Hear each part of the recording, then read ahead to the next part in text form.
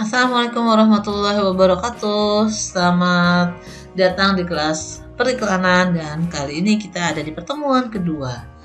Materi kita hari ini adalah periklanan dalam konsep komunikasi. Nah, minggu lalu kita udah bahas mengenai definisi periklanan, ruang lingkup periklanan ya teman-teman, dan baurannya dalam pemasaran. Kita masih bahas tentang advertising ya, definisi supaya mengingatkan aja. Intinya ada pesan di sana, ada penggunaan media massa, tujuannya adalah persuasi, informasi, dan ada biaya yang harus dikeluarkan. Ini tadi minggu lalu juga kita udah bahas ini ya teman-teman. Ada kesamaan makna ya. Ini juga kita udah bahas encoding dan decoding, ada prosesnya. Ya, biasanya komunikasi periklanan itu pesan-pesan yang dikemukakan di dalam iklan itu sifatnya umum. Ya, semua orang bisa terima gitu. Nah, ini dia perkembangan periklanan. Ada iklan kuno ya, itu sebelum abad 17. Ada media cetak ketika mesin cetak sudah ditemukan di abad ke-17, kemudian iklan radio pada tahun 1920-an karena radio ditemukan 1920-an, iklan televisi 1950-an. Sebetulnya TV itu ditemukan mulai berkembang 1930, hanya saja materinya masih sangat terbatas sehingga perkembangan iklan televisi mulai puncaknya tuh ya mulai marak 1950, kemudian iklan digital dimulai di tahun 1990. Ini juga kita udah bahas ya, dilihat dalam membangun brand, bahwa iklan itu tujuannya salah satunya adalah membangun brand atau membangun merek. Fungsi periklanan ada to inform, memberikan informasi, persuade atau menghimbau, reminding, mengingat, adding value, menambah nilai, dan setting, ya, memuatkan. Nah, kita udah mulai membahas tentang biro iklan ya teman-teman ya. Ada pengiklan, ada biro iklan, ada media. Jadi 3 bagian ini bekerja sama untuk membangun, menyukseskan tujuan periklanan. Pengiklan adalah organisasi atau badan yang membiayai, yang memiliki tujuan misalnya produk atau jasanya diiklankan. Kemudian ada biro iklan, yaitu badan atau organisasi yang mengeksekusi, mengerjakan pesan-pesan iklan. Kemudian ada media, badan atau organisasi yang mendistribusikan pesan tersebut ya. Kalau di pengiklan ada advertising manager, di media ada advertising manager juga, sementara di biro iklan terdiri dari account executive department, ada creative department, dan media department. Biro iklan atau advertising agency ya merupakan berperan mempertemukan kepentingan pengiklan dengan media. Ada yang tugasnya seperti itu. Peran utama biro iklan adalah membeli ruang atau waktu suatu media. Ada aspek unik dari peranan suatu biro iklan, yaitu pekerjaan kreatif dan keputusan media. Jadi sebetulnya selain tujuannya mempertemukan dengan media, juga kreatif ya, bidang kreatif itu. Ada 3 bentuk advertising agency. Pertama ada full service, semuanya dikerjain mulai dari kreatifnya, terus strategi planningnya, perencanaan gitu ya, sampai distribusi medianya. Tapi juga ada yang kreatif butik aja, jadi hanya mengerjakan kreatifnya dan hanya mengerjakan media placement, hanya mengerjakan penempatan media. Pekerjaan biro iklan atau advertising agency ya, tujuannya pekerjaannya secara umum ada what, who, how, where, when, how much. Positioning, menetapkan positioning sebuah produk atau jasa. Who, menetapkan segmentasi atau konsumennya siapa. How, membuat kreativitas pesan. Where, penempatan media atau kegiatannya seperti apa. When, penjadwalan. How much, anggaran. Jadi inilah yang dilakukan oleh biro iklan ya. Ruang lingkup pekerjaan yang ditangani biro iklan. Analisa industri, melihat peran atau industri yang digeluti oleh klien. Misalnya klien kita itu bergerak di bidang sanitary gitu ya, kebersihan.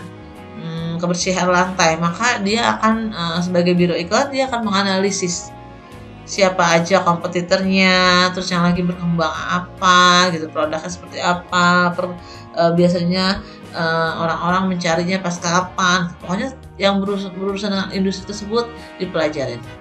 Kemudian analisa produk dan konsumen yang menggunakan produk sanitary itu siapa aja, gimana cara menggunakannya, habisnya berapa lama.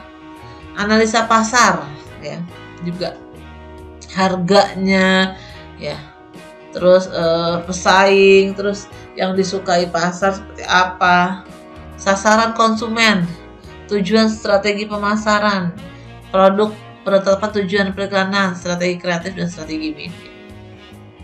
Kita ada sesi khusus untuk ngomongin strategi kreatif ya, kalau nggak salah pertemuan 5 apa 6 ya. Kita sabar-sabar ya. Struktur organisasi biro iklan. Nah, ini struktur organisasinya nih teman-teman. Yang paling tinggi ya kedudukannya adalah manager director. Di bawahnya ada orang finance atau keuangan. Ada lagi creative director, kreatif ya. Ada lagi manager director.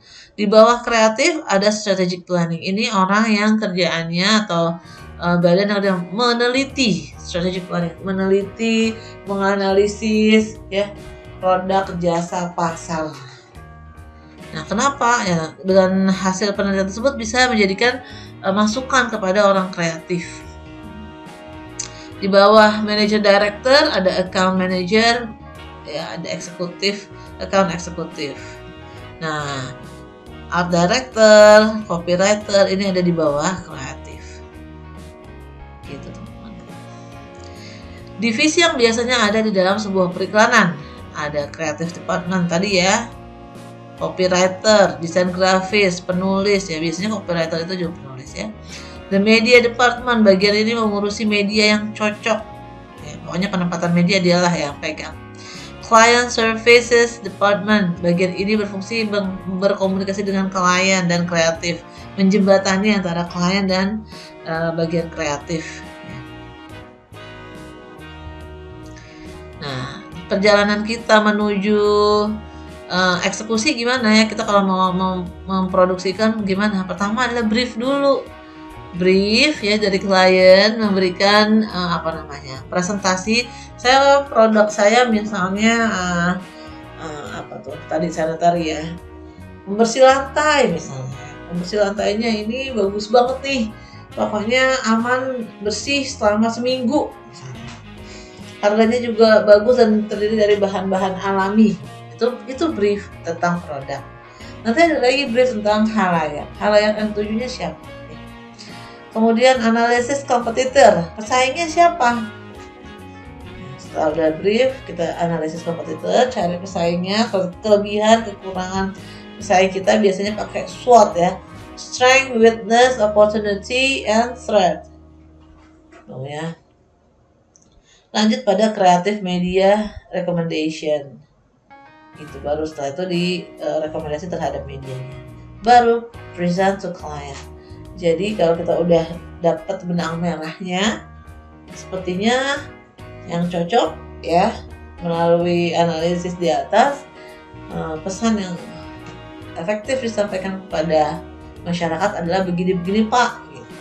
Dipresentasikan di depan klien.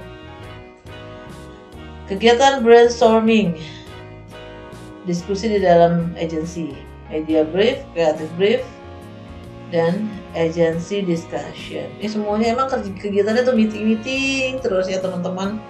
Ya sebelum eksekusi mendingan kita meeting dulu yang yang efektif gitu, supaya satu kata nih semua nih antara kru ya ke orang kreatif, pemasaran ya.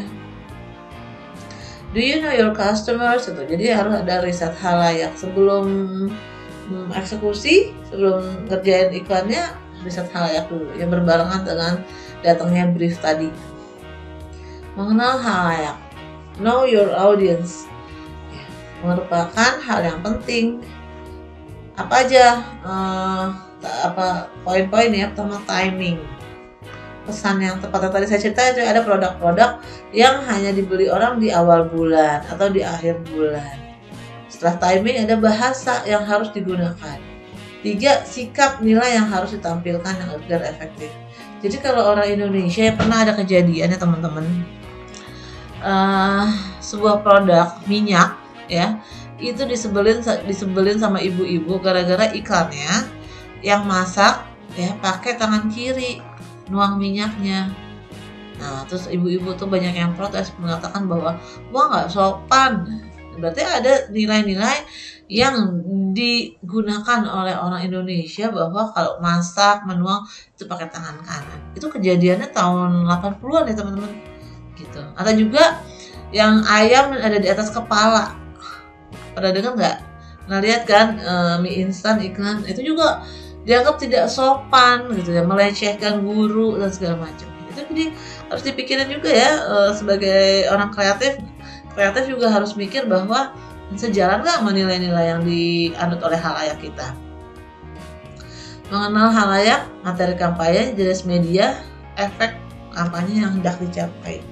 Jadi materinya apa tadi ya, jangan sampai materi kampanyenya bertentangan dengan nilai-nilai yang dianut, jenis media yang digunakan apa aja, efek yang hendak dicapai itu apa.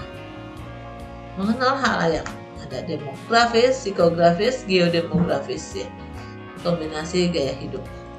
Variabel mengenal halayak, geografis, sosiografis, ini akan saya jelasin lebih detail ketika nanti kita diskusi ya di grup. Oke, apa yang dapat Anda bedakan? Ada laki-laki, ada perempuan. Ya kalau perempuan biasanya nongkrong di mana, bajunya apa, nonton filmnya apa, nah sama-sama ya. Nah ini namanya analisis target audience. Jadi dilihat audience tuh ya, segmentasi tuh dilihat mulai dari dia bangun tidur sikat giginya pakai apa, bajunya apa, kesenangannya apa gitu. Nah ini caranya, salah satu caranya ya. Siapa? Ini saya. Nah, ya ini produk-produk yang dipakai oleh siapa gitu. Misalnya caranya begitu ya. Musiknya. Mengenal dan memahami perilaku konsumen. Sekarang kita masuk pada perilaku konsumen ya teman-teman. Karena kan tadi ya kita menganalisis bagaimana orang menghabiskan produk itu salah satunya dengan cara memperhatikan perilaku masyarakat konsumen. Perilaku konsumen adalah hal yang dinamis, bisa jadi berubah atau statis. Jadi maksudnya gini, ada pola-pola tertentu yang membuat perilaku jadi berubah, misalnya penggunaan masker. Karena adanya COVID, akhirnya orang pakai masker, dan untuk sekarang udah ada budget khusus nih buat masker ya, harus ganti dan segala macam. Nah itu kan perilaku yang berubah. Tadinya nggak kayak gini kita. Atau misalnya penggunaan hand sanitizer ya. Sekarang mungkin hand sanitizer tidak benda wajib yang harus kita bawa kemana-mana. Studi perilaku konsumen meliputi 4W 2H. What the buy, apa yang dibeli, why they buy it, kenapa dia beli itu, when, kapan, where, di mana, seberapa sering mereka beli dan seberapa sering mereka gunakan. Nah, sekarang kita ada di mana? Apakah kita minum kopinya yang di sini, ya, Starbucks kopi, Starbucks cafe, ya, atau yang mana?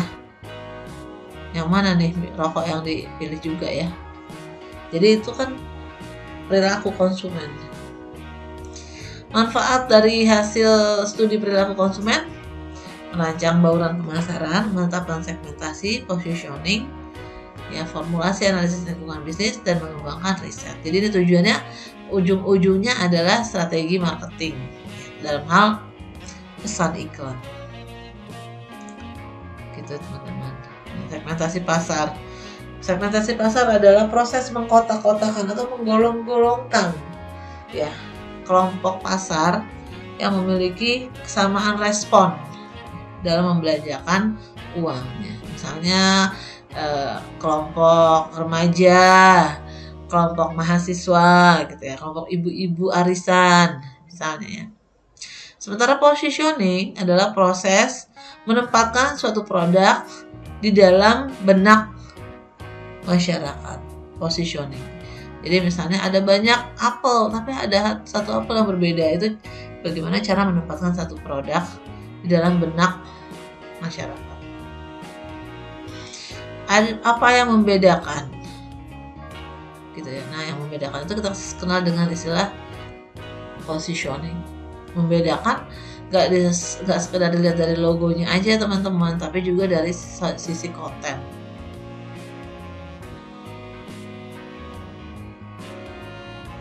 Oke, dah sampai di sini teman-teman di materi pertemuan kedua. Kalau ada yang ingin ditanyakan silakan ditanyakan ya di grup. Terima kasih atas perhatiannya. Saya tutup sampai di sini. Assalamualaikum warahmatullahi wabarakatuh.